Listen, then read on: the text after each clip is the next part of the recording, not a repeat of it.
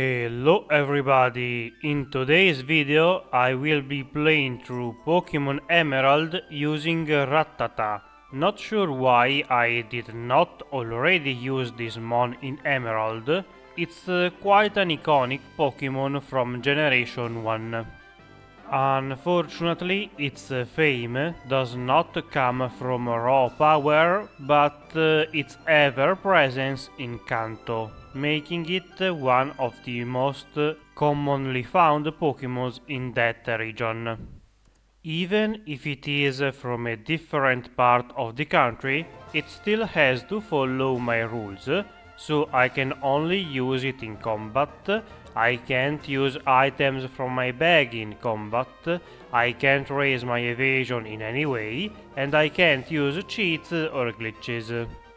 Since Rattata is not a great Pokemon, I reset a couple of times at the start to get a decent nature. I decided to not count them since there wasn't any combat involved.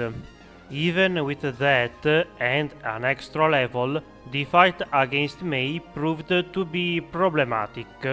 It started great, but then a miss and a crit on her part quickly turned the tables on me, so I had to already increase the reset counter. The second attempt went a bit better, so I could proceed with the rest of the game. Not long after, we meet the first Team Aqua Grunt in the forest, who is eager for a fight too. As usual, he can be a bit annoying with sand attack, but this time I did not get unlucky, so I was able to defeat him in the first attempt. Up next is Roxanne. There are a few problems with her. First off, the time and resets disappeared for some reason. I guess OBS was not feeling like recording them. Also, she is a rock-type gym, and I am using a normal rat. So yeah, I was not expecting much from Rattata at this point. I have a focus energy and tail whip to deal more damage, but it's not like I can take many hits while setting up. Because of that, I leveled quite a bit to 25 and in the meantime learned Hyper Fang, which is a move that I underestimated in the past. Thanks to it and a bit of luck, I was able to just barely get through her ace without dying myself. After earning the first badge, I spent some more time in town and eventually had to do the optional fight against Mei before leaving. I was not very worried about this one. I am very overleveled and unlike Roxanne, her Pokémons do not resist normal hits, so the fight against Mei was very easy as I could bite her Pokémons in half. Next is Brawly, and I usually would have skipped him since he has the type advantage, but since today I have a lot of offensive power, I decided to give it a try. I was hoping to defeat him in a few turns, so he did not have the time to set up and destroy me. Thankfully, Hyper Fang did not miss, so I was able to sweep his team, earning the second badge without any headaches. From here, I made my way to Slateport, where we have to take on the next two Team Aqua Grunts. As you might expect, they were not exactly a challenge. I have a pretty good move that can hit their Pokémons, so there is not much they can do to me. Sure, Rough Skin does a little damage, but can't defeat me on its own. Not long after this fight, I noticed the issue with the times and fixed it before the next fight against Mei on the land bridge. Much like with Brawly, I am worried that if Hyper Fang misses, her starter can do a lot of damage to me with double kick. Somehow that move is being very reliable. Is this how it feels to respect odds? Anyhow, in the next down, we have to face Watson after some time grinding. Unfortunately, he is a RNG fest as always. I can't take down his magneton reliably, so I end up losing once because of paralysis shenanigans. My strategy is to use Super Fang to lower his HP and then finish it off with a Hyper Fang before the potion, and while my plan works, I still end up losing half of my HP.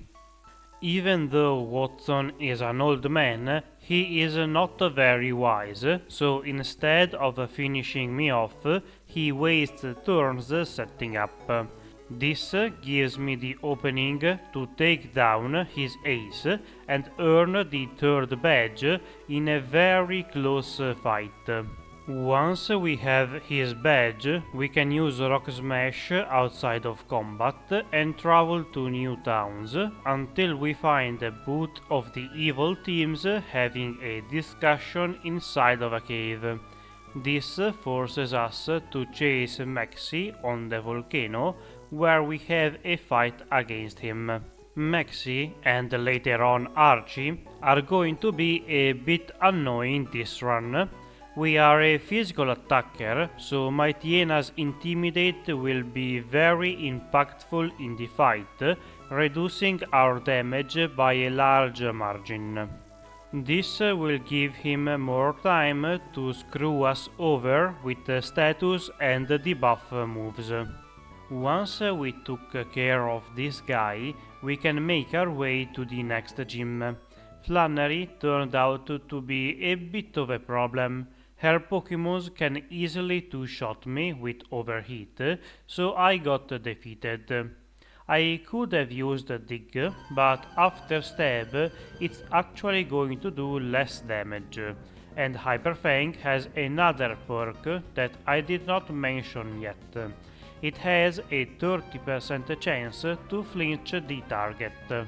It only took one flinch against her Ace Turtle to buy me enough time to finish her off and be done with this gym too. Maybe not the most honorable win, but who cares, we are a rat. Up next is our dad with his normal Pokémons. In this gym too, the main problem is his Ace. I am sure Slacking can two-shot me easily, so now it's where Dig comes into play. After defeating his lead, I had to use a bunch of Digs against Slacking because each of them was doing minimal damage and Norman used a Hyper Potion too. It might have been a good idea to PP up Dig, even though I don't plan on using it for long, because I almost ran out of PPs during the fight. I also messed up once, and as you can see, just one facade did well over half of my HP, so I for sure can take another one of those. After a solid minute of laying damage on Slacking, it finally went down. I was worried that the rest of his team would be able to finish me off, but other than losing another 30-ish HP, I was able to defeat his remaining Pokémons and earn the 5th badge of the region. From here I can use Surf and eventually end up at the Weather Institute, where there is another Team Aqua member with Miltank. Fortunately for me, she only has 2 Pokémons, one of whom has paper defenses, so the attack reduction did not cause any issues this time. The next fight is against May, just before Fortree. Even though we are just a basic Pokémon, we outscaled her team pretty hard at this point, so most of them fall in just one Hyper Fang each, and the others can only do tiny amounts of damage to me. May lured me into a false sense of security because the next fight would not be so easy. I had some suspicions that Winona would be a pain, so I even went back and collected Ice Beam, but that was not nearly enough. Of course, the main problem is Skarmory. She is very hard to take down, and in the meantime she can spam sand attack to lower my accuracy, so even if I am able to get past her, I end up missing against Altaria and getting earthquaked. I did get a couple of freezes, but she always ends up defrosting immediately, making them completely useless. The rest of Winona's team is not easy either. Most of them can leave a hit, so the damage adds up quite a bit, even before I reach the problem Pokemon. Considering my low special attack, Hyper Fang was maybe a better option and hope for a flinch, but her Steel Wing can raise her defense, making the fight even harder. Ultimately, in the successful attempt, I just got lucky. This time, the freeze stuck around for a long time, and it gave me enough turns to defeat Skarmory before it could cripple my accuracy. Altaria does more damage, but I can just barely hang on and defeat it the next turn. After defeating the hardest fight in the game, I can snatch the flying badge and move on to the next city, where I can blow off some steam against May. At the very least, she is still an easy fight. Sure, her Pokémons are more evolved and so more tanky, but it does not matter that much, because I was still able to mostly one-shot them. Once I have defeated the last of her team, I can make my way to the Pokémon Tower, and after climbing it to the top, we find some more Team Aqua members and are given the key for the Team Magma base, so guess where our next stop is? As we reach Maxi in the depths of the cave, we can see him using the blue orb to wake up Groudon, but since he used the wrong orb, the legendary does not listen and runs away. Of course, he attacks us at this point, and to be fair, his team is a bit of a pain, again mostly because of my Tiena. To be fair though, he also saves me by using Swagger. With an attack boost, I can easily sweep his team and move on to the next fight, where of course there is another Mightyena. This one is not dumb and does not increase my attack, so it takes a few more turns to take it down, and the Golbat that follows. At the very least, I can be sort of safe. With only 2 Pokémons, I could only lose to extremely bad RNG. Next, I took some time to defeat lots of trainers and get new moves, because we are going against Tate and Liza, and I am very worried about them. As expected, I lost, but only once. As you can see from the stats, Rattata can't take hits very well, and if in a 1v1 I can defeat the opposing Pokémon before they get a hit on me, that's not the case in this fight. Fortunately, I got a crit against Claydol, and with that Pokémon defeated, things were much easier. Xatu likes to set up, so it will waste a few turns, and as long as I can defeat it before it attacks, all those boosts are meaningless. The Space Stones can be annoying too, but today they behaved and allowed me to get this badge without having to reset a bunch. Talking about resets, Rattata decided to hit itself a few times in a row, so I ended up losing once in the double fight. That was embarrassing. The second attempt goes slightly better, but only slightly. I think this was the fight where Intimidate made the most difference. Even with just one attack drop, my hits were not doing nowhere near enough damage as I would have wanted. Overall, I am not even sure if I did more damage than Miltank, and he spent half of his turns setting up screens so I would not die again. I gotta see if I can somehow block evolutions from Game Hook, because when I am not using a fully evolved Pokemon, it keeps trying to evolve after most fights, and if I accidentally let it do so, I lose lots of progress.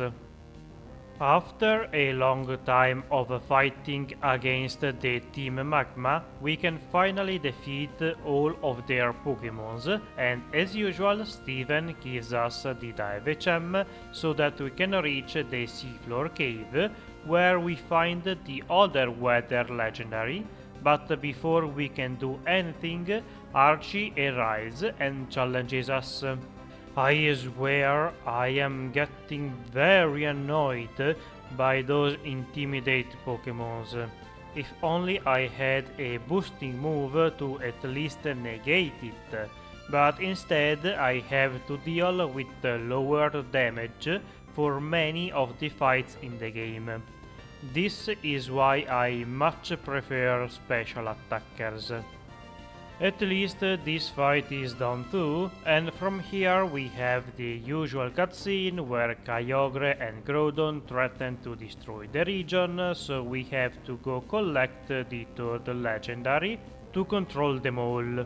While I fetch Rayquaza, could you please leave a like and maybe subscribe and also ring the bell?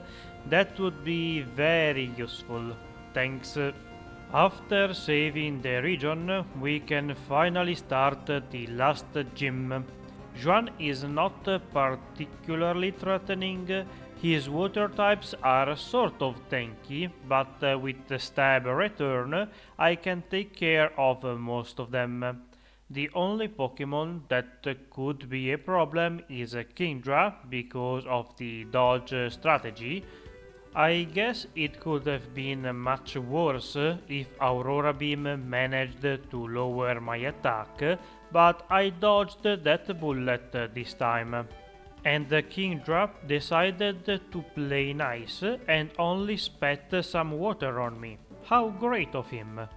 With all of the gyms defeated, we can start the journey into Victory Road. But before going much deeper, we have to stop for the last fight against Wally. Not going to lie, his team was kinda scary. Well, Magneton was scary. I knew it would live, but I was unsure what it would do. After having some trouble defeating Altaria, I reached the magnet. It tried to confuse me, but fortunately missed, so from here the rest of the fight was much simpler, since everything else would fall either to Return or Shadow Ball. For the league, I decided to spend some time grinding and level up all the way to 100. I was not feeling confident in Rattata. Its base stat total is barely over 250, so I think you can understand my worries. Turns out I might have been wrong. Even with the attack debuff from Intimidate, I was able to sweep through Sidney's team with Return. I guess I underestimated Stab Return. Oops. After blasting my way through the first trainer, we have to face Pheobe. Here, my only worry was running out of PPs for a Shadow Ball, so I used PP ups right past me. Oh yeah, no, I forgot to do it. Classic. In the worst case scenario, I could still do something with Ice Beam, but unless I freeze some people, it will hit like a wet spaghetto. Fortunately, she did not spam Protect too much, so my PP usage was not too crazy, and I was able to just throw Shadow Balls at her Pokémons.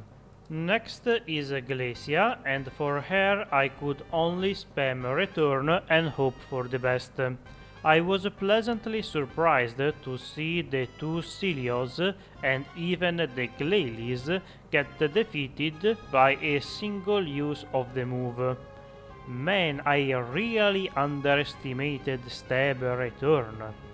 Of course, her ace Wolverine survives a hit and retaliates back with a Surf, but even if she got a crit, I would have survived and I ended up defeating her a couple of turns later.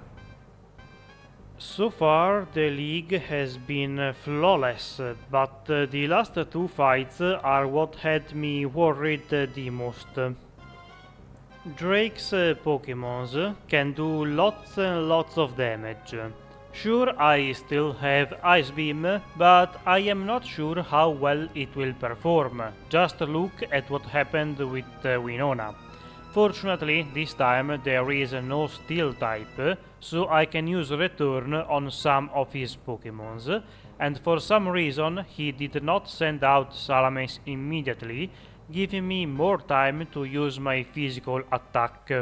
Do not ask me how, but this rat just swept a team full of dragons without taking a single hit or using any boosting moves.